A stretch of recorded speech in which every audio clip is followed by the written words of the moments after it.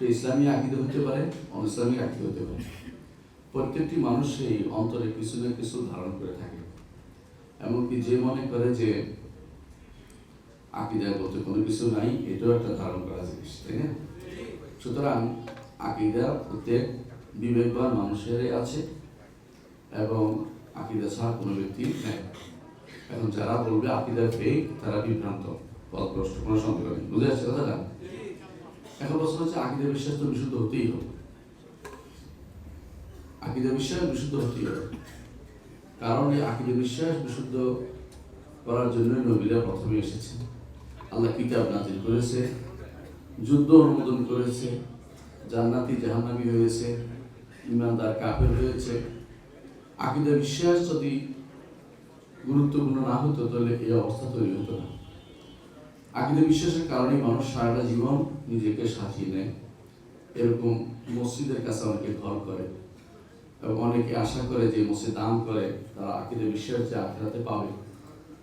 এবং হাদিসে ইমাম তিরমিজিটা বলেছেন যে একজন সহিহ হাদিসে এসেছে, একজন কেউ দান করলে আল্লাহ তার নিজ হাতে সেটা গ্রহণ করে, কেউ বাড়িয়ে তুলেন, নিজ হাতে সেটা গ্রহণ করেন। এবং ব্যাখ্যায় তিনি বলেছেন যে অবশ্যই আল্লাহর হাত রয়েছে, এটাই বিশ্বাস করতে হবে।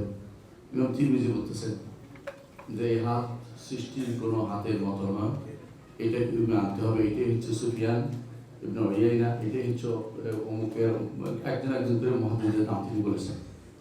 তো আকীদা বিশ্বাস অবশ্যই আমাদের বিশুদ্ধ হতে হবে। এখন প্রশ্ন হচ্ছে, আকীদার উৎস কি? আমাদের নিকট আকীদার উৎস হচ্ছে কোরআন এবং সুন্নাহ। যদি কোরআন এবং সুন্নাহর আকীদার উৎস হয়ে থাকে, এটা এক নাম হচ্ছে ওয়াহী। এককভাবে ওয়াহী বলা হয়। আকীদার উৎস যদি কোরআন এবং সুন্নাহ হয়, তাহলে কোরআন এবং সুন্নাহর অর্ধেক মানি, আকীদার জন্য অর্ধেক মানি এটা হতে পারবে। যদি কোরআন দিয়ে আকীদা সাব্যস্ত হবে, হাদিস দিয়ে আকীদা সাব্যস্ত হবে না, সে ব্যক্তি ঈমানদার হতে পারে না, ঈমানদারই না। যেমনি আপনারা জানেন যে কেউ যদি একটা হাদিস অস্বীকার করে, সে ঈমানদার থাকে না, জেনে বুঝে অস্বীকার, মানি না।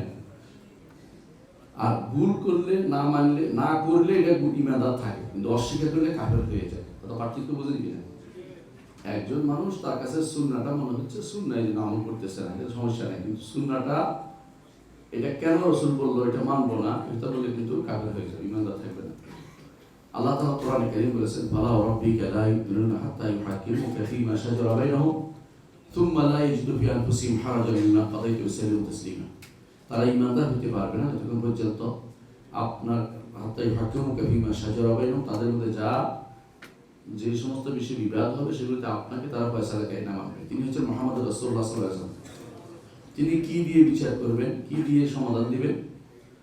তিনি কি শুধু কোরআন আয়াত দিয়ে দিবেন, না নিজের বক্তব্য দিবেন? নিজের বক্তব্য তো দিবেন। সুতরাং তার বক্তব্য যদি কেউ না মানে, তাহলে সে কিন্তু ঈমানদার হতে পারে নাই। এটা কোরআনের ভাষ্য দিয়ে সাব্যস্ত হয়ে গেল। আমি এটা বুঝতে পারছি, দলে দিচ্ছি জন্য।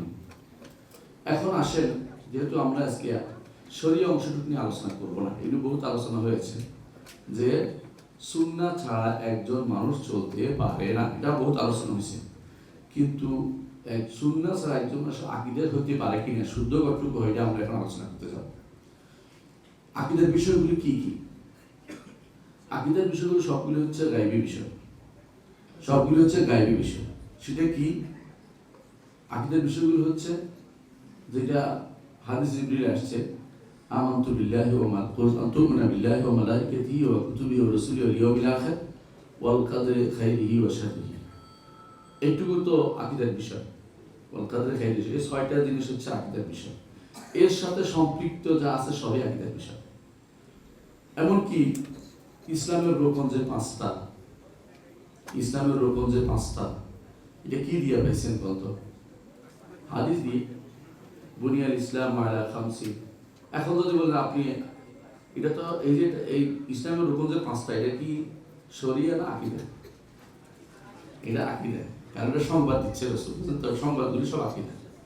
যেহেতু সংবাদ দিচ্ছে, হ্যাঁ সালাত হচ্ছে শরিয়া, কিন্তু সালাতের যে সংবাদ দিচ্ছিল আকীদা, পাঁচটি রোকনের সংবাদ দিচ্ছেন আল্লাহ রাসূল সাল্লাল্লাহু আলাইহি ওয়াসাল্লাম। এখন যদি কেউ বলে আমি হাদিস মানি না, তাহলে কিন্তু আকীদা, তার সালাত তো হয়ে গেল না, সালাত, যাকাত, সওম, হজ কিছুই মানা হচ্ছে না। তাহলে একজন মানুষ বোঝা দরকার কোন জায়গায় ভুলটা করছে।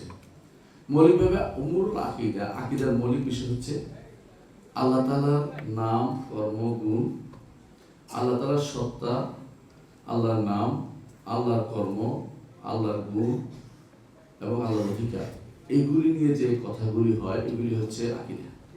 কথা বুঝতে পারছি? এখন এগুলি যদি কোনো ধরেন একজন মানুষ বলে যে এগুলিতে সে কোরআন মানবে, হাদিস মানবে না, তাহলে কিন্তু সে কিছুই করতে পারবে না। আপনি বুঝতে পারছেন কি না? এগুলো আপনি ব্যাখ্যা করবেন, ইনশাআল্লাহ সামনে আসতেছে। এখন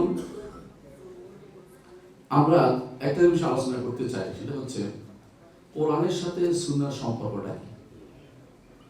কোরআনের সাথে সুন্নাহর সম্পর্ক তিন প্রকার। এক প্রকার হচ্ছে কোরআন যা বলেছে সুন্নাহ তা বলেছে। যেমন কোরআন বলেছে আকিমুস সালাত, বলছে না? রাসূলুল্লাহ সাল্লাল্লাহু আলাইহি ওয়াসাল্লাম বলেছেন যে সল্লু খামসাকুম, তোমরা 5 ওয়াক্ত সালাত আদায় করো। তো রাসূলুল্লাহ সাল্লাল্লাহু আলাইহি ওয়াসাল্লামও একই কথাই বলেছেন, কিন্তু পার্থক্য একটু বেশিও বলেছেন, 5 ওয়াক্তের কথা বলেছেন, একসাথে 5 ওয়াক্তের কথা বলেছেন। তাহলে বোঝা গেল যে আকীদা সুন্নাহ হচ্ছে কখনো কখনো কোরআন যা বলে তা বলেছে, আবার কখনো কখনো সুন্নাহ দিয়ে কোরআন যা বলা হয়েছে কোরআনের সংক্ষিপ্ত বিষয়টাকে সুন্নাহ কি করেছে, বিস্তারিত বর্ণনা করেছে। যেমন কোরআন বলেছে সালাত আর সুন্নাহ বলেছে 5 ওয়াক্ত সালাত। আমি ইয়ার দিকে যাচ্ছি না, ওই শরিয়ার দিকে যাচ্ছি না, আমি শুধু আকীদার কথাটাই বলতেছি। 5 ওয়াক্ত সালাত আদায় করতে হবে, এটা কি শরিয়া না আকীদা? এটা আকীদার বিষয়। সালাত কেমনে আদায় করবেন, কি করবেন, সেটা হচ্ছে শরিয়া। কথা বুঝলেন? 5 ওয়াক্ত কিন্তু আপনার আকীদার অংশ, কারণ আপনি ইসলাম যে বিষয়গুলো বিশ্বাসের অংশ, এটা কিন্তু কিসের? আকীদার অংশ। তো সুন্নাহ আপনাকে একটু বাড়িয়ে দিচ্ছে, কোথাও ব্যাখ্যা করে দিচ্ছে। তো সুন্নাহর আরেকটা পর্যায়ে হচ্ছে কোরআনও আসে নাই, হাদিসও আসে নাই, কোরআনে আসে নাই কিন্তু সুন্নাহ বাড়তি জানিয়ে দিচ্ছে। যেমন হাউদের মাসালা, হাসরের মাঠে রাসূলুল্লাহ সাল্লাল্লাহু আলাইহি ওয়াসাল্লাম একটা হাউদ হবে, তাই না? প্রত্যেক নবীরই কিন্তু হাউদ হবে। হাউস বলেন আপনারা, হাউদ আর কি দোয়া। তো হাউদ যেটাই বলেন, হাসরের মাঠে একটা হাউদ হবে। রাসূল বলেছেন হাউদের বিস্তারিত বর্ণনা তিনি দিয়েছেন। এখন যদি এই যে পুরো হাউদ হওয়া, হাউদের বর্ণনা জিনিসটা পুরোটাই কিন্তু আকীদা রিলেটেড, তাই না? এখন আপনি হাদিস যদি না মানেন, আপনি কিন্তু আকীদাটা সাব্যস্ত করতে পারবেন না, কোনোদিনই পারবেন না। কবর আযাবের মাসালা ধরেন, কবর মাসালা পুরো বিস্তারিত বর্ণনা। হ্যাঁ, প্রথমে কোরআন আসছে যে কোরআনে কারীম বলছে আন্নার ইউরাদুনা আলাইহা গুদুওয়ান ওয়া আশিয়া ওয়া ইয়াওমা তাকুমুস সাআতু আদখিলু আলা ফিরআউন আশাদাল আযাব। আন্নার ইউরাদুনা আলাইহা, সকাল বিকাল ইয়াদের উপর, ফেরাউন গোষ্ঠীর উপরে, তাদেরকে জাহান্নামে আগুনে নেওয়া হয়, তাদেরকে দগ্ধ করা হয়, তাদেরকে শাস্তি দেওয়া হচ্ছে। আর যেদিন কিয়ামত হবে সেদিন তাদেরকে আরো কঠিন শাস্তি দেওয়া হবে। তাহলে আর যেদিন মানে কি, এখন সেটা দেওয়া হচ্ছে কবর আযাব। এখান থেকে আলাদা নিয়েছেন কবর আযাবের কথা কোরআনে কারিমে আছে, কিন্তু বিস্তারিত কবর আযাব কার হবে, কি হবে, এটা আপনি কোথায় পাবেন? হাদিসের মাধ্যমে। আবার ধরেন কবরের ফিতনার মাসাল, কবরের 3টা প্রশ্ন করা হবে, মান রাব্বুকা ওয়া মা দীনুকা ওয়া মান নাবিয়ুকা। এটা কি কোনো কোরআনে কারিমে আছে? না। এটা কোথায় আছে? হাদিসে আছে। তো হাদিস যদি আপনি না মানেন, তাহলে আপনি কোরআনে কারিম, তাহলে আপনি আকীদা কিন্তু ধারণ করতে পারতেছেন না, আপনার আকীদা ধারণ করার কোনো সুযোগ আসতেছে না। তাহলে 3 অবস্থা হতে পারে কোরআনের সাথে হাদিস। একটা হলো সমানে সমান, কোরআন যা বলেছে হাদিস তা বলেছে। একটা হলো কোরআন যা বলেছে হাদিস তার ব্যাখ্যা করেছে। আরেকটা হলো কোরআন যা বলেছে, কোরআন যা বলে না, কিন্তু হাদিস অতিরিক্ত ইস্তিকলাল আলাদাভাবে কিছু বিধান আমাদের জন্য বলে দিয়েছে যে এইটা হবে, এটা হবে। যেমন ধরেন কান্তরা যে আটকে যাবে, পৌঁছানো পার হওয়ার পর একটা জায়গাতে আটকে যাবে, মোমেনরা আটকে যাবে, সেখানে তাদেরকে পরস্পর যতক্ষণ পর্যন্ত পরস্পরের মধ্যে যে হিংসা বিদ্বেষ না আছে, এটা কমপ্লিট শেষ না করে যাবে, তখন জান্নাতে দেওয়া হবে। এটার বর্ণনা কোথায় আছে? হাদিসে আছে, এটা কিন্তু কোরআনে নাই। এখন কেউ যদি বলে এটা মানে না, সে কিন্তু আর কি মানলো না? হাদিস মানলো না, অর্থাৎ আকীদা শুদ্ধ করতে পারলো না, তার আকীদা শুদ্ধ ঠিক হলো না। তাহলে হাদিসটা এত বেশি জরুরি আপনার জন্য যে খুঁটিনাটি বিষয় জানার জন্য আপনি কোরআন মানবেন, কোনো সন্দেহ 100% মানার কথাই বলতেছি। কোরআন মানতে গেলে আপনার হাদিসটা দরকার হয়ে যাবে, কোরআন মানার কথা হাদিসটা দরকার। ইমাম আউজাঈ রাহমাতুল্লাহ আলাইহি জন্য বলেছেন, তিনি একটা বাণী বলেছেন, মনে রাখার মতো। তিনি বলেছেন আল কিতাবু আহওয়াজু ইলা সুন্নাতি মিনাস সুন্নাতি ইলাল কিতাব। কথা বুঝেন? ওটার অর্থ হচ্ছে এটা যে কোরআন কারীম বরং সুন্নাহর প্রতি বেশি মুহতাজ, সুন্নাহ কোরআনের প্রতি মুহতাজ না। কথা বুঝতে পারছি কেন? কোরআন কারীমের ব্যাখ্যাটা যদি রাসূল না দিতেন আপনি কিন্তু বিপদে পড়ে যেতেন। এক একজন এক এক রকমের সালাত আদায় করতো, এক একজন এক এক রকমের কি করতো, বিশ্বাস করতো জান্নাতে, এক একজন এক এক রকমের কথা বিশ্বাস করতো জাহান্নামে। জাহান্নামে আযাব জাহান্নামকে তো অযুবা থেকে মিষ্টি অনুবাদ করে দিত। কিন্তু রাসূলুল্লাহ সাল্লাল্লাহু আলাইহি ওয়াসাল্লাম হাদিস দিয়ে সেটা বিস্তারিত ব্যাখ্যা করার কারণে মানুষের অন্তত বুঝে আসছে। কোরআনের হাদিস দিয়ে কোরআনের ব্যাখ্যা প্রয়োজন হচ্ছে, এবং কোরআনের ব্যাখ্যার জন্য হাদিসের প্রয়োজন। কিন্তু হাদিস তো নিজেই ব্যাখ্যা, সেহেতু এখানে কোরআনের আরো অতিরিক্ত প্রয়োজন হচ্ছে। নিজের ব্যাখ্যা দিতে গেলে কোরআন লাগতেছে না, কিন্তু কোরআনের জন্য হাদিসে ব্যাখ্যা লাগছে। এই জন্য আল্লাহ তাআলা তার নবীকে এই জন্য পাঠিয়েছেন যে তার আল্লাহর বাণীর যেন ব্যাখ্যা করে দেন, আল্লাহর বাণীর যেন ব্যাখ্যা তিনি করে দেন। সুতরাং কেউ যদি বলে, আবার বলছি খেয়াল করুন, কেউ যদি বলে যে তিনি আকীদার ক্ষেত্রে কোরআন নেবেন হাদিস নেবেন না, তাহলে তিনটি পথভ্রষ্টতা তিনি রচনা করছেন। তিনটি পথভ্রষ্টতা। এক নম্বর হচ্ছে তিনি এর মাধ্যমে আল্লাহর কোরআনের বিকৃতি ঘটাবেন। বিকৃতি কিভাবে ঘটাবেন একটু উদাহরণ দিই। যেমন এখন বর্তমানে মুরাদ বিন আমজাদ নামে একজন বের হয়েছে, নাম ধরেই বললাম কেন, জানার সাবধান করার জন্য। উনি বলতেছেন, আমি নিজে শুনতেছি, বলতেছে সৌদি আরবে দেখছি ইত্তেসাল অর্থ হলো সংযোগ স্থাপন করা, টেলিফোন করা, আলোচনা করা। ওয়াজারাতুল ইত্তেসাল আছে, হ্যাঁ, একজন মানে যেটা টেলিযোগাযোগ মন্ত্রণালয়।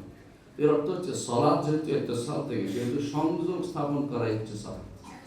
কি করছে সলাতের, কি করছে এটা বিকৃতি সাধন করছে। কথা বুঝতে পারছি? কারণ সে রাসূলুল্লাহ সাল্লাল্লাহু আলাইহি ওয়াসাল্লাম যেভাবে বলছেন সল্লু কামা রাআইতুমুনি উসাল্লি, এটা যদি মানে তাহলে হাদিস মানতে হয় তাকে। খেয়াল করছেন?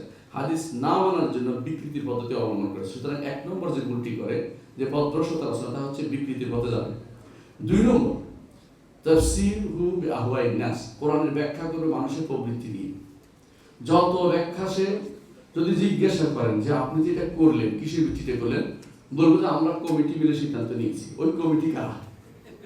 মানুষের প্রবৃত্তি ছাড়া কিছুই না। এই জন্য আমাদের এক ওস্তাদ বলছিলেন, বলছে আমি এদেরকে দেখেছি, এদের মধ্যে সবচেয়ে প্রবৃত্তি পূজারী আলাদা দুনিয়া তার নেই। এরা রসুলের কথা শুনলে নিবে না, নিজেদের মধ্যে সব সিদ্ধান্ত নিয়ে একটা নিতে রাজি আছে, রসুলের কথা হলে নিতে রাজি নেই। তো এরা হলে প্রবৃত্তি পূজারী। দুই নম্বর পথভ্রষ্টতা, প্রবৃত্তি পূজারী হবে। তিন নম্বর হচ্ছে ধীরে ধীরে তার দিন থেকে বেরিয়ে যাবে। অপেক্ষা করুন, হয়তো এক প্রজন্ম শয়তানি করে চলতে পারবে, দ্বিতীয় প্রজন্ম আর দিনের উপর নাই। তারা দেখবে যে দিনের উপর থাকতেছে না, কারণ তারা হাদিস না মানে দিনের উপর থাকার কোনো সুযোগ নেই। কারণ তারা কোরআনের চার উপর মানবে না, কারণ হাদিস না মানে তাহলে কোরআন মানতে সে পারবে না কোনোভাবেই। এই জন্য হাদিস যখন মানবে না, তখন ধীরে ধীরে দিন থেকে দূরে সরে যাবে। এই তিনটি পথভ্রষ্টতা রচনা তারা করবে। এই জন্য একটা ঘটনা বলি। ইমরান ইবনে হুসাইন রাদিয়াল্লাহু আনহু, তিনি একদিন বসা ছিলেন, এমন সময় এক লোক তার সাথীদের নিয়ে বসা ছিলেন। এমন সময় এক লোক এসে বললেন যে আপনি লা তুহাদ্দিসনা ইল্লা বিল কোরআন, আপনি আমাদের কোরআন ছাড়া কোনো অন্য হাদিস বলবেন না, কোরআন দিয়ে শুধুমাত্র আলোচনা করবেন। তিনি বলছেন আমার কাছে আসো, উদ্নু, আমার কাছে তাকে নিয়ে আসো, ফাদানা, তার কাছে নিয়ে আসো। বললেন যে আচ্ছা তোমাকে এবং তোমার সাথীদের এখন যারা আছে এদেরকে যদি বলা হয় যে কোরআন দিলাম তোমাদেরকে, খুঁজে বের করো আসরের সালাত 4 রাকাত, যোহরের সালাত 4 রাকাত, মাগরিবের সালাত 3 রাকাত, এবং দুটাতে পড়তে হবে, দুটাতে পড়তে হবে না, এটা কোথায় বের করে কোরআন থেকে। তারপর তিনি বললেন যে আচ্ছা, তারপর আরো বলতেছি, যদি তোমাকে দায়িত্ব দেওয়া তোমার সাথীদেরকে যে কোরআনের মধ্যে কোথায় 7 বার তওয়াফ করতে হবে, সাফা মারওয়া কয়বার দৌড়াতে হবে, এটা তুমি একটু বের করে দাও। যদি এটা বের করতে না পারো তাহলে তুমি তো পথভ্রষ্ট, তুমি তো আসলে পথভ্রষ্ট বুঝে, তুমি তো আহমক ছাড়া কিছুই না। তারপর তিনি বললেন যে এই কও, হে জাতি, আমার জাতি, খুঁজু হয় না, আমাদের থেকে তোমরা হাদিস হিসাবে নাও। যদি তোমরা আমাদের থেকে হাদিস গ্রহণ না করো, ওয়াল্লাহি লা তাদুল্লানা, তোমরা অবশ্যই পথভ্রষ্ট হয়ে যাবে। এর অর্থ হচ্ছে যে এটা ইমাম আজুরি রহমতুল্লাহ আলাইহি অনেকে বর্ণনা করেছেন। আমি শুধু কয়েকটা সনদ উল্লেখ করতে চাচ্ছি না, হাদিস সনদ শুদ্ধ ইমরান ইবনে হুসাইন রাদিয়াল্লাহু থেকে। এর হচ্ছে সাহাবায়ে কেরামের মধ্যে যখন এইটা কিন্তু মক্কা মদিনার অভ্যাস ছিল না, এটা যখন তারা বাইরে গেছে ইরাকে, তখন তাদের কাছে এরকম প্রশ্ন নিয়ে আসতে কেউ যে কোরআন যথেষ্ট থাকবে। কিন্তু এটা সাহাবায়ে কেরাম কি শুধু কোরআন পড়াতেন না, বরং তারা হাদিসই পড়াতেন। এক একজন হাদিসের জন্য, একটা হাদিসের জন্য কতদিন, 1 মাসের সফর করছে। সফর করে যে কোরআনের হাতে আয়াত শুনেছে, না হাদিসটা কি বলে, আমি এই হাদিসটা শুনেছি, তুমি কি শিওর বলে, আমি এটা শুনেছি। আবার রেকাবিতে পা রেখে আবার মদিনায় চলে এসেছেন, একটা হাদিসের জন্য তা সফর করেছেন।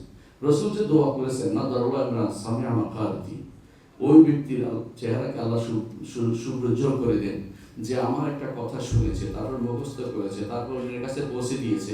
এটা কি জন্য পৌঁছে দিয়েছে বলেন? এটা যদি কোনো আমল দরকার না হতো, কি জন্য তারা এই কাজটা করেছে? তাহলে বোঝা যাচ্ছে যে এরা যে সমস্ত কথাগুলি বলে, এগুলি হচ্ছে শুধুমাত্র মুখের কথা। তাদের অন্তরে না কোরআনের প্রতি মহব্বত আছে, না হাদিসের প্রতি মহব্বত আছে, না কোরআন মানতে হবে বুঝে, না হাদিস মানতে হবে বুঝে। প্রবৃত্তির অনুসারে বিকৃতি নীতির অনুসরণ তারা করে যাচ্ছে। আমি কয়েকটি কারণে হাদিস আপনাকে মানতে হবে, আকীদার ক্ষেত্রে হাদিস মানতে হবে। এক নম্বর কারণ হচ্ছে কোরআন হাদিস হচ্ছে ওয়াহি। হাদিস কি? ওয়াহি। আল্লাহ তাআলা বলছেন কি, ওমা ইয়ানতিকু আনিল হাওয়া ইন হুয়া ইল্লা ওয়াহয়ুহ। কি অর্থকার দরকার না, আমরা বুঝে নিতে আলহামদুলিল্লাহ। আল্লাহ তাআলা আরো বলছেন ওমা আতাকুম রাসূলু ফাখুযু ওমা নাহাকুম আনহু ফান্তাহু। রাসূল যা দিয়েছেন সেটাই না। কিন্তু আল্লাহ বলছেন রাসূলকে মানতে, সুতরাং রাসূলকে মানতে হবে আপনাকে।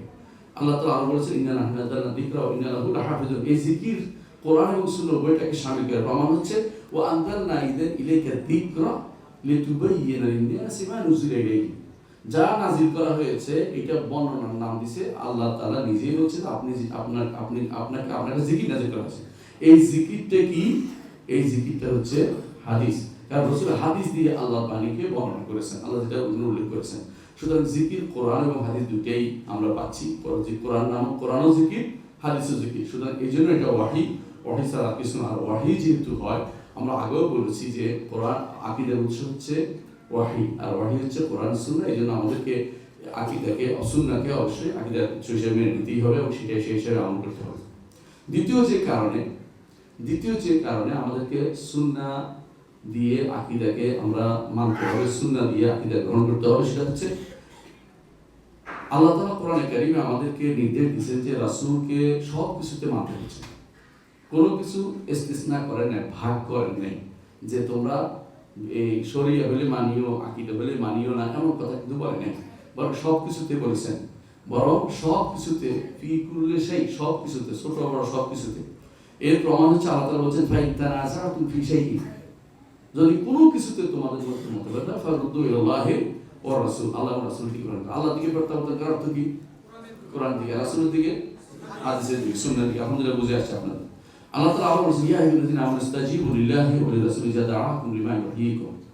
হে ঈমানদারগণ, যখন ইসতাজীবু লিল্লাহ, আল্লাহ এবং তার রাসূলের ডাকে সাড়া দাও। আল্লাহর ডাকে সাড়া দিতে হবে, রাসূলের ডাকে সাড়া দিতে হবে। ইযা দাআকুম লিমা ইউহয়িকুম, যখন তিনি তোমাদেরকে ডাকেন যা তোমাদেরকে জীবন দান করবে, তোমাদেরকে জীবিত করবে। অনুরূপভাবে আল্লাহ তাআলা বলছেন ইন্নামা কানা কাওলাল মুমিনিনা ইযা দুউ ইলাল্লাহি ওয়া রাসূলিহি, ইলাল্লাহি ওয়া রাসূলিহি, যখন আল্লাহ এবং রাসূলের দিকে আহ্বান জানানো হবে, শুধু আল্লাহর দিকে না, রাসূলের দিকেও, তখন তারা বলবে সামি'না ওয়া আতা'না, শুনলাম এবং মেনে নিলাম। বলে নাই যে না আল্লাহরটা শুনবো আপনারটা শুনবো না, এমন কথা তারা কোনোদিন বলেনি। আল্লাহ তাআলা আরো বলেছেন লাকাদ কানা লাকুম ফি রাসূলিল্লাহি উসওয়াতুন হাসানাহ। ওসওয়া কাকে বলে? ওসওয়া হলো কোদওয়া। কোদওয়া কাকে বলে? অনুসরণযোগ্য ব্যক্তিত্ব। রাসূলের ব্যক্তিত্বকে আল্লাহ অনুসরণযোগ্য বানিয়ে দিয়েছেন। তো রাসূলের ব্যক্তিত্ব কি শুধু কোরআন বর্ণনার জন্য?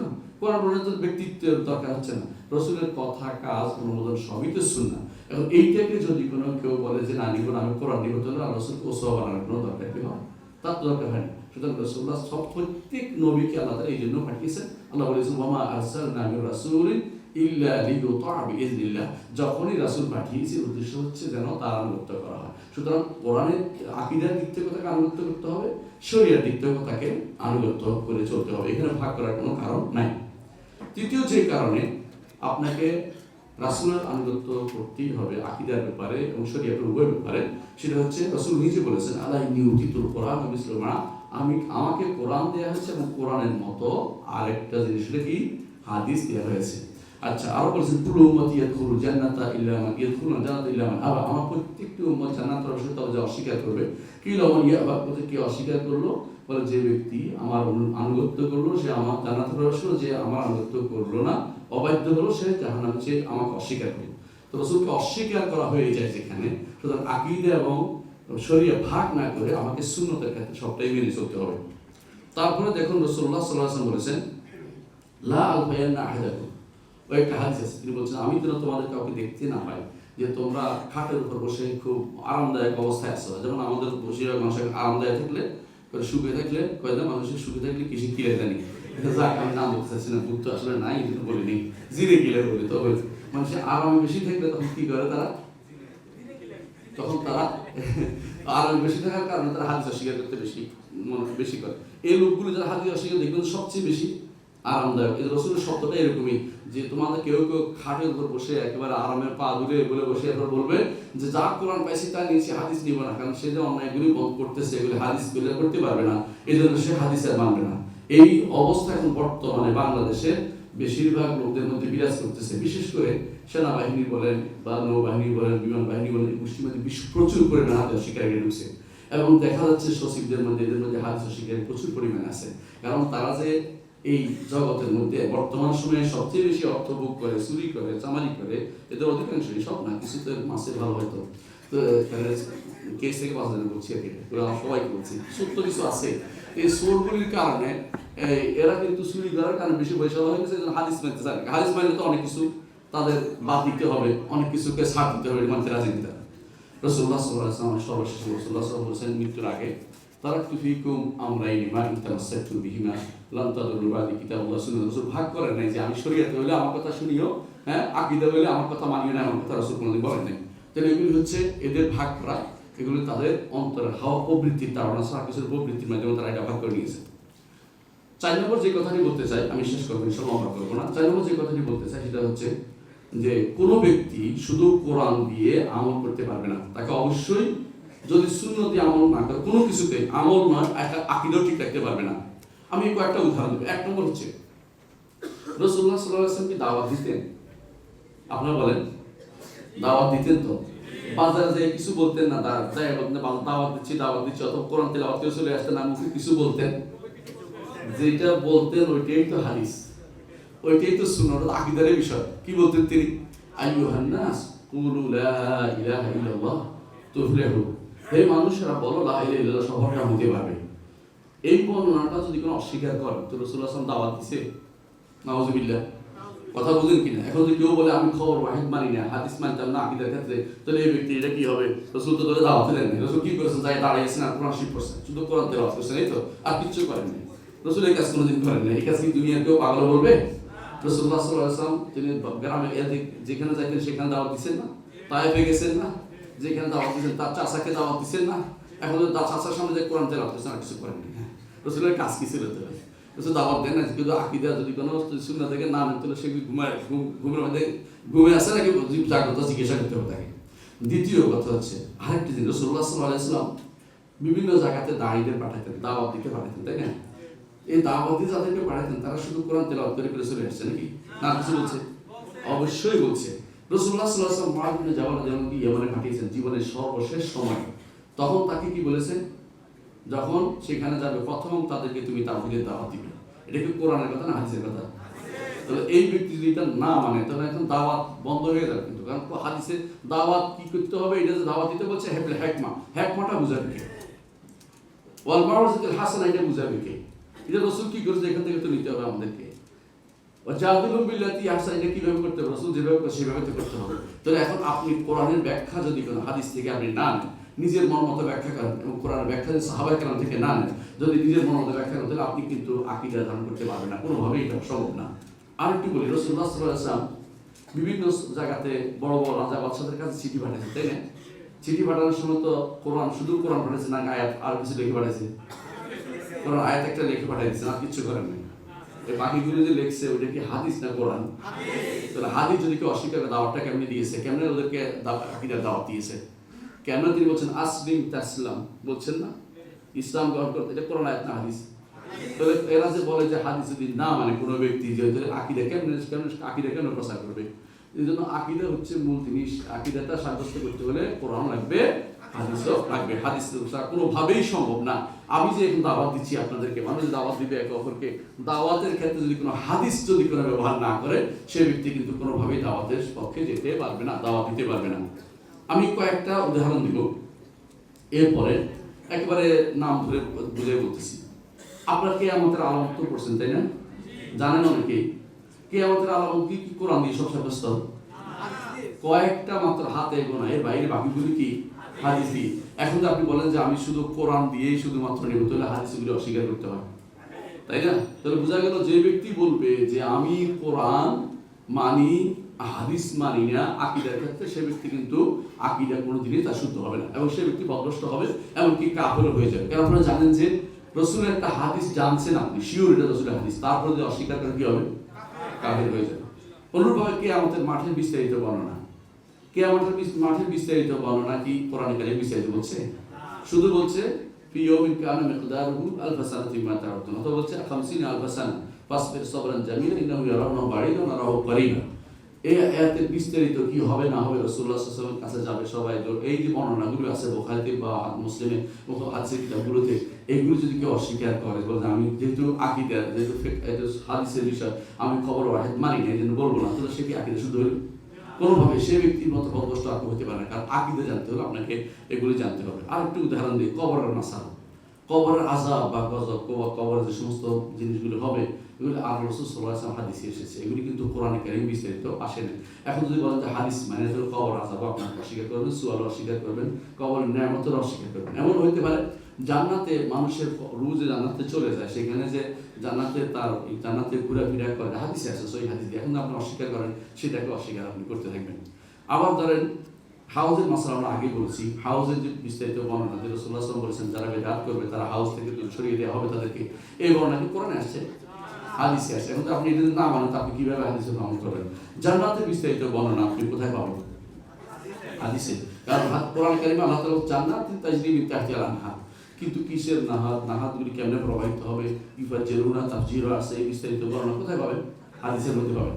আবার ধরেন না জাহান্নামের আগুনের বর্ণনা আপনি কোথায়? হাদিসে পাবেন। সুতরাং কোনো ব্যক্তি যদি কোনোভাবে যদি বলে যে সে হাদিস ছাড়া শুধু কোরআন দিয়ে দুনিয়াতে আকীদা বিষয় ঠিক করবে, তাহলে মিথ্যাবাদী সে, অথবা বাংলা নম্বর করছে, অথবা সে প্রবৃত্তি পূজারী, অথবা সে দিনকে বিকৃতি করে ধ্বংস করার চিন্তা আছে।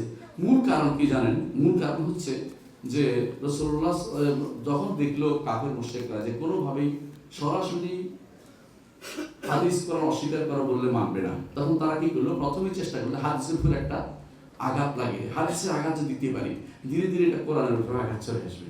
কারণ কোরআন বলছে হাদিস মানতে, এবং হাদিসে কোরআনের সাথে একটা সাথে ওতভাবে জড়িত। একটা অর্ধেক যদি কোরআনে বলেছে, বাকি অর্ধেক হাদিসে বলেছে, বুঝলেন তো? কোনো একটা অংশ দেখবেন যে আল আন খাফফাল্লাহু আনকুম, আল আন খাফল, আগের অংশটা কই? আগের অংশটা যদি হাদিসে আছে। তো কোরআন অনেক জায়গাতে এরকম আছে, অর্ধেক আল্লাহ কোরআন বলছেন, অর্ধেক রাসূলুল্লাহ হাদিসে বলেছে। এরপর আল্লাহ তাআলা বাকিটা আপনি যদি কোরআন হাদিস নাম দুইটা একসাথে না করেন, তো আপনি বিপদে পড়ে যান। এই জন্য একসাথে ইমাম শাফিঈ রাহমাতুল্লাহ আলাইহি এই জন্য নাসের সুন্নাহ বলা হয়, কারণ তিনি দুইটাকে একসাথে বলছেন, আল কোরআন ও সুন্নাহ। উনিরা বলছে আল কোরআন ও সুন্নাহ, এটা তারতিব দেওয়ার জন্য বলছে, কিন্তু মৌলিকভাবে কোরআন ও সুন্নাহ সমানে সমানে চলবে, সমান তালে চলবে। দাওয়া এর ক্ষেত্রে কোরআন এবং সহিহ সুন্নাহ সমান তালে চলবে। কিসের ক্ষেত্রে? আকীদা এবং শরীয়তের ক্ষেত্রে। এখানে কোনো তারতম্য করার কোনো সুযোগ নাই, এটা আমাদের মনে রাখতে হবে। এখন আমরা কয়েকটা জিনিস আলোচনা করতে চাই যে যেখানে যেখানে বিরোধ কেন হচ্ছে বা কোথায় বিরোধ হয়েছে। যারা বিরোধিতা করে তারা প্রথমে বিরোধিতা করলো যে আমরা একজন বললো যে আমরা কোরআন মানি হাদিস মানি, তখন দেখছি যে কোনো আমল করা যায় না। এদের মধ্যে এক শ্রেণী আছে ইচ্ছা করে শয়তানি করার জন্য বলছে, মানে দিনকে নষ্ট করার জন্য। এরা তো এই কাজে খুশি, অসুবিধা কি, নষ্ট হলে আমার কি? এরা একদল আছে। আরেকদল বলেছে কোরআন মানি, তবে এর সাথে হাদিসের মতবাতেরও মানি। আসলে মতবাতের ভাগটা কেন আসছে জানেন? মতবাতের ভাগটা পরবর্তীতে আসছে বোঝানোর জন্য। সাহাবায়ে কেরাম মতবাতের এবং আহাদ নিয়ে চিন্তা করতো না। চিন্তা করলে রাসূলুল্লাহ সাল্লাল্লাহু আলাইহি ওয়াসাল্লাম একজনকে পাঠাতেন না রোম সম্রাটের কাছে, এক গোষ্ঠী পাঠাতেন যে 25-30 জন যাও, 100 জন যাও, বলে তো উনি ঈমান আনবে না, কারণ একজনের কথা উনি মানবে কি করে, ঠিক না? এই জন্য সাহাবায়ে কেরাম কোনোদিন ছিল না। সাহাবায়ে কেরাম একজন যায় বলছে যে রাসূল কিবলা পরিবর্তন হয়ে গেছে, সবাই কিবলা ঘুরে গেছে। বলে না যে তোমার কথা শুনলাম না, 25 জন আসে বললে তারপর শুনবো, এটা বলে নাই। কারণ তাদের কাছে এটা কোনো বিষয় ছিল না। একজন সাহাবী বিশ্বস্ততা হচ্ছে বড় কথা, বিশ্বস্ততা হচ্ছে বড় কথা, এই নিয়ে তারা ছিল। তো বিশ্বস্ততা যখন এসে যাবে সেটা আমল করতে হবে। বিশ্বস্ততা কখন আসে? যখন বিশুদ্ধ হয়। সনদ যদি বিশুদ্ধ হয়ে যায় আর মতন যদি প্রমাণিত হয়ে যায়, তখন সেটাকে অবশ্যই বিশুদ্ধ হাদিস হিসেবে নিতে হবে। এই জন্য উম্মতের মধ্যে ইজমা প্রায় হয়ে গেছে, প্রায় ইজমা যে বুখারী মুসলিম হাদিসগুলো সবগুলি গ্রহণযোগ্য। অনুরূপভাবে সহিহ হাদিস যারা মুহাদ্দিসিনরা সহিহ বলেছেন, এই সহিহ তরিকাটা মুহাদ্দিসদের পরীক্ষিত। স্বর্ণকার যেভাবে স্বর্ণ চিনতে পারে, মুহাদ্দিসিনরা হাদিস ধরলে বুঝতে পারে হাদিস কি হাদিস না। হাদিস শুনলে বুঝতে পারে হাদিস কি হাদিস না, সনদ বললে বুঝতে পারে কতটুকু জাল করা হয়েছে। আপনার সেই ইমাম বুখারী রাহমাতুল্লাহ আলাইহি ইচ্ছা জানেন, তাকে হাদিস উল্টাপাল্টা করে সনদ উল্টাপাল্টা করে দেওয়া হয়েছে, তিনি সবগুলো আবার সোজা করেছেন, তার শিখানে ও মুখে থেকে বর্ণনা করতে পারে না, কারণগুলো উল্লেখ করেছেন, কারণ তাদের চোখের সামনে ভাসতেছে কোন বর্ণনা থেকে বর্ণনা করে আসতে পারে, কোথায় জংশন হতে পারে, কোথায় স্টেশন হতে পারে, এটা তারা জানে। জংশন স্টেশন মুখস্থ আছে তাদের। এবং আপনারা জানেন যে হাদিসের ক্ষেত্রে কিছু জিনিস এখনো কিছু হাদিস আছে, আমি মনে সময় আলোচনা করে দেখেছি যে যেগুলো দেখবেন যে এর বাইরে আপনি হাদিস খুঁজতে যান, আপনি ভুল করবেন। হাদিসের কিছু জংশন আছে, জংশন দিয়ে হাদিস যেতে হবে, সনদ দিয়ে হাদিস যেতে হবে, স্টেশন জংশন পার হয়ে আপনাকে ঠিক সাহাবা একরামের কাছে যেতে হবে। যদি বলেন যে আপনি হঠাৎ করে এখানে বলে বসেন যে কল রাসূলুল্লাহ সাল্লাল্লাহু আলাইহি ওয়াসাল্লাম, তাহলে আর মনোযোগী হবে না, কারণ জংশন জানেন আপনার মাঝখানে কোনো স্টেশন নেই। ওরা বুঝতে পারে এটা, আপনি এটা বুঝতে পারেন না। কিন্তু এই গোষ্ঠীর চেয়ে আরেকটা গোষ্ঠী বের হলো, কি বললো যে হাদিস মানি যেটা কোরআনের সাথে মিশে, কোরআনের সাথে মিলে নিব, কোরআনের সাথে না মিলে নিব না। কোরআনের সাথে কোনটা মিলে না, সবই সহিহ হাদিস কখনো কোরআন বিরোধী হয় না, সহিহ হাদিস কখনো কোরআন বিরোধী হয় না। যারা বলবে যে সহিহ হাদিস কোরআন বিরোধী হয় তারা মিথ্যা বলে। এটা আমার কথা ইমাম শাফি বলে গেছেন, তিনি বলেছেন আমি কোনোদিন দেখি নাই, আমার কাছে তিনি চ্যালেঞ্জ দিয়ে গেছেন বহু আগে, যে কোরআন কোন সহিহ হাদিস কখনো কোরআন বিরোধী হতে পারে না, কারণ দুটাই একই জায়গা থেকে আসছে, দুটাই ওয়াহি, সুতরাং দুটার মধ্যে কোনো বিরোধিতা থাকতে পারে না। যদি কেউ বিরোধ দেখে তো দুইটা কারণ থাকতে পারে, একটা হচ্ছে তার বুঝের সমস্যা থাকতে পারে, আর একটা হচ্ছে একটা আগে ছিল একটা পরে হচ্ছে, এরকম কিছু থাকতে পারে, নাসেখ মনসুখ থাকতে পারে। এই জন্য এরা অগ্রিম যায় বলে নাসেখ মনসুখ নাই, কারণ জাতি করে এটা বলতে না পারে কেউ, মানে কন্ট্রাডিক্টরি দেখানো তাদের একটা কাজ হয়ে যায়। ইমাম ইবনে কাইয়িম রাহমাতুল্লাহ আলাইহি বলেছেন দুইটা জিনিস বেদাতি চিনার দুইটা পদ্ধতি আছে। এক নম্বর হচ্ছে তারা সবসময় কন্ট্রাডিক্টরি দেখতে পাবে, বুঝলেন কিনা, অর্থাৎ মুতাশাবিহ কাছে মুহকাম নিয়ে যাবে, মুহকাম যেগুলো স্পষ্ট যেগুলো এগুলি দিয়া এগুলি টেনে মুতাশাবিহের কাছে নিয়ে যাবে। যেমন আল্লাহ তাআলার হাত আছে, এগুলি হাতকে টেনে নিয়ে করবে যেন হাত নাকি কুদরত আছে, কোথাও কুদরত অনুবাদ আছে সেটাকে খুঁজে বের করে ওটাকে এটার উপর নিয়ে যাবে। আল্লাহ তাআলার চোখ আছে, কোথাও দেখবেন চোখ নাকি আল্লাহ তাআলা দেখেন এটা বলবে, বুঝাই দিবে, দেখেন কি দিয়ে বলবে না, মানে আল্লাহ চোখ কথাটা তারা বলবে না। আবার ধরেন আল্লাহ তাআলার পা আছে, তারা স্বীকার করবে না, হাদিসে আছে। এর জন্য যে ব্যক্তি হাদিসে থাকবে এগুলিকে অস্বীকার করবে, ইমান থাকবে, ইমান থাকবে না। তাহলে বোঝা যাচ্ছে যে এইগুলি তারা করে কেন, আল্লাহর উপর ইমানটা তাদের এই জন্য শুদ্ধ হয় না। কারণ যদি আল্লাহর নাম এবং নামগুলি মানে হাদিস কোরআন আছে, আবার হাদিসের নামগুলি মানবে না, আবার কোরআনে যে সমস্ত এই আল্লাহ সিফাতগুলি আসছে এগুলি অপব্যাখ্যা করবে, আর যেগুলি হাদিসে আছে এগুলি পুরোপুরি অস্বীকার করে যাবে। খেয়াল করেন জিনিসটা। আবার ধরেন আল্লাহ যে সমস্ত কর্ম আছে এগুলি একটা গোষ্ঠী আছে, কর্মগুলি মানুষের সৃষ্টি বলে দেবে, ধরেন মুতাজিলারা বলছে। তো এইভাবে দেখা যাচ্ছে যে এদের অধিকার, আল্লাহর অধিকারের ক্ষেত্রে তারা কি করবে, যে সমস্ত হাদিসে কবর পূজাকে শিরিক করা হয়েছে, বলছে না যে কবর জবাব করলে শিরিক হবে, এরা এগুলি বলে কবিরা গুনাহ শিরিক বলবে না, কারণ হাদিস তো মানে না। এখন তাদের মন মতো হাদিসের আয়াতের ব্যাখ্যা করবে। তাদের কাছে যতক্ষণ পর্যন্ত একজন মানুষ একেবারে পরিপূর্ণভাবে তার আমলি কোনো শিরিক না, ততক্ষণ পর্যন্ত আল্লাহ মনে না করবে কবরকে, ততক্ষণ পর্যন্ত কোনো শিরিক হবে না। অর্থাৎ চাওয়ার ক্ষেত্রে সে যদি মনে করে যে এই কবর রাখতে চাইছে এই জন্য, যে কারণ তার ক্ষমতা, সে আল্লাহর ক্ষমতা রাখে এই জন্য শুধুমাত্র শিরিক হবে, আর কোনো শিরিক হবে না, নাউযুবিল্লাহ। এই গোষ্ঠী এখন মাথা ছাড়া দিয়ে উঠেছে। হাতেম আল আউনি নামক এই ব্যক্তিরা কিন্তু এই পথের পথিক। হাতেম আল আউনি খুব আমাদের দেশে খুব খুশি হয়ে গেছে একজনে, কি যে একবারে পাঞ্চা করে ফেলছে, কোমর ভাঙিয়ে ফেলছে, এই সমস্ত কথাবার্তা বলতেছে, যেগুলি সে বলেছে এগুলো চর্বিত চরম। এর আগেও ইবনে চাহবাল এগুলি বলেছে, অনুরূপভাবে এগুলি সুবুকি বলেছে, এগুলি রদ করেছে আমাদের আউলামারা, এগুলিকে রদ করে বহুত আগে ফিনিশ করে রাখছে। আসল সমস্যা হচ্ছে আমরা তো ওলামাদের রদ দরকার মনে করি নাই। ঠিক আবার যখন যত ফেতনা আসবে, ফেতনার রদ তখন সেইগুলিকে আবার উত্থাপন করতে হয়, যে এগুলি এইটার রদ বহু আগে দেওয়া হয়েছে। যত বেশি দেখবেন যে ফেতনা তৈরি করতেছে, যে হাদিসের ক্ষেত্রে সুন্নাহ মানব না, সুন্নাহ আশা জিনিসটা মানি না বা এটাকে অপব্যাখ্যা করো, ততই মনে রাখবেন যে এগুলি জব আলহামদুলিল্লাহ আমাদের ওলামারা পূর্ব থেকে দিয়েছে। যারা এই কিতাব রদ আলা জানাদিকা লিখছে, কিতাব রদ আলা জাহমিয়া লিখছে, কিতাব রদ মুতাজিলাদের রদ করেছে এবং আশারি মাতুরিদের রদ করেছে, এরা বহুত আগে আলহামদুলিল্লাহ এগুলি জব দিয়েছে। আরেকটা জিনিস দেখেন, সুন্নাহই মূলত আকীদা। এখন আমি স্পষ্ট করে বলছি, এতক্ষণ যেটা বলা দরকার, সুন্নাহই মূলত আকীদা। সুন্নাহ কেন আকীদা? আপনারা দেখবেন যে ইমামরা তারা কি করেছে, আকীদার বইয়ের নাম দিয়েছে সুন্নাহ, আকীদার বইয়ের নাম দিয়েছে সুন্নাহ। খেয়াল করেছেন জিনিসটা? কারণ তারা দিয়েছে কোরআনে কারীম তো আছে, কিন্তু আকীদার বইয়ের নাম তারা সুন্নাহ দিয়েছে। as-সুন্নাহ লিল ইমাম আহমদ, as-সুন্নাহ লিল আব্দুল্লাহ ইবনে আহমদ, as-সুন্নাহ লিল ইবনে আবি আসিম, as-সুন্নাহ লিল মারওয়াজি, as-সুন্নাহ এভাবে আব্বার বাহারি, এদের দেখবেন যে সুন্নাহ নামে যে সমস্ত গ্রন্থ সবগুলি করতে পারে। এদের ইমাম আলী ইবনে আবি তালিব রাদিয়াল্লাহু আনহু, খলিফাতুল মুসলিমিন আলী ইবনে আবি তালিব রাদিয়াল্লাহু আনহু যখন ইবনে আব্বাসকে পাঠিয়েছিলেন তাদের কাছে হাদিসদের কাছে ওই জন্য মোনাকাশা করতে। তখন তিনি বলেছেন তুমি যদি ওখানে যাও তুমি তাদের সাথে কোরআন দিয়ে কোনো ঝগড়া করবে না, কারণ আল কোরআন হাম্মা, কোরআন বহু অর্থ বহন করে, তারা একদিকে না একদিকে কি করবে, ডাইভার্ট করে দিবে। বরং তাদের সাথে তুমি রাসূলের সুন্নাহ এবং সিরা নিয়ে তাদের সাথে আলোচনা করো, যাতে তাদেরকে আটকে দিতে পারো। তিনি তাই করেছেন এবং এই জন্য অনেক খারেজি তার আলোচনা শুনে ফিরে চলে আসছিল সেদিন। এই জন্য সুন্নাহ হচ্ছে টু দ্য পয়েন্ট কথা বলে, সুন্নাহ যেখানে সমস্যা সেখানে তার সমস্যার উত্তরের ব্যবস্থা করে দেয়। এই জন্য আদা ও সুন্নাহ, আহলুল বিদআহ আদা ও সুন্নাহ। বেদাতি এই জন্য হচ্ছে কারণ তারা আকীদা বিরোধী।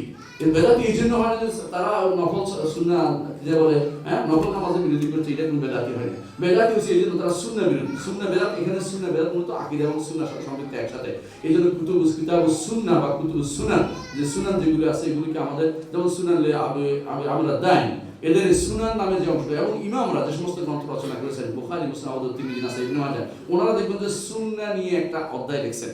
ইমাম তিরমিজি, ইমাম ইবনে মাজাহ পর্যন্ত শুরু করেছেন এটা দিয়ে, এবং অন্যান্য ইমামরা আবু দাউদ এরা কিছু সুন্নাহ দিয়ে উল্লেখ করে আবওয়াবুস সুন্নাহ, রাসূল সাল্লাল্লাহু আলাইহি ওয়াসাল্লাম যেখানে আছে সেখানে আলাদা একটা সুন্নাহ নাম দিয়ে আকীদার চ্যাপ্টার রচনা করেছেন। এবং সেখানে আকীদার বিষয়গুলো, বিশেষ করে আল্লাহ সংক্রান্ত সিফাতের বিষয়গুলো, আফআলের বিষয়গুলো, হাশরের মাঠের বিষয়গুলো নিয়ে এসে এগুলি যে ব্যক্তি মানবে না সে ব্যক্তি সুন্নাহ বিরোধী, বেদাতি পর্যন্ত বলছেন, অস্বীকার করলে কাফের পর্যন্ত বলেছেন, মেনে চলে না, এগুলি মানতে পারে না, তার মধ্যে যদি সন্দেহ থাকে সে বেদাতি।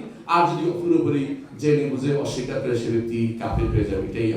এটাই হচ্ছে সিদ্ধান্ত। সুতরাং বোঝা গেল যে সুন্নাহ অবশ্যই অপরিহার্য আকীদা শুদ্ধ করার জন্য, এবং আকীদা ছাড়া সুন্নাহ দিয়ে আকীদা শুদ্ধ করতে হবে। যে কেউ বলবে যে সুন্নাহ ছাড়া আকীদা আমি গ্রহণ করব, সে ব্যক্তি পথভ্রষ্ট এবং তার বক্তব্য গ্রহণযোগ্য নয়। আজ সেটা দেখা যাচ্ছে আমাদের মধ্যে, অধিকাংশই সুন্নাহর কথা বললে তাদের অনেকে আগুন ধরে যায়, অনেকের কাছে মনে কষ্ট আসে। কোরআন এবং সুন্নাহ দুইটা একভাবে মেনে নিতে হবে, এবং সুন্নাহ আমাদের জন্য অপরিহার্য, কারণ সুন্নাহই আকীদা এবং আকীদাই আমাদের জন্য সুন্নাহ হিসেবে প্রতিষ্ঠিত হয়েছে। আল্লাহ আমাদের তৌফিক দান করুন। সুবহানাল্লাহি ওয়া বিহামদিহি, আশহাদু আল্লা ইলাহা ইল্লাল্লাহ, আস্তাগফিরুকা ওয়া আতুবু ইলাইক। আসসালামু আলাইকুম ওয়া রাহমাতুল্লাহি ওয়া বারাকাতুহু। Sí, se lo pasó que no. Se calma.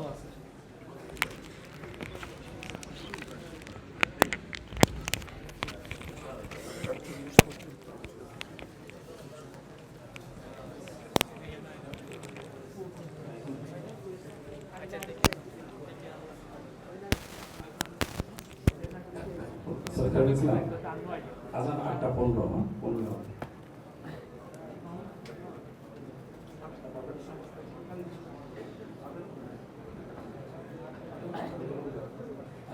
আজান পড়া হবে।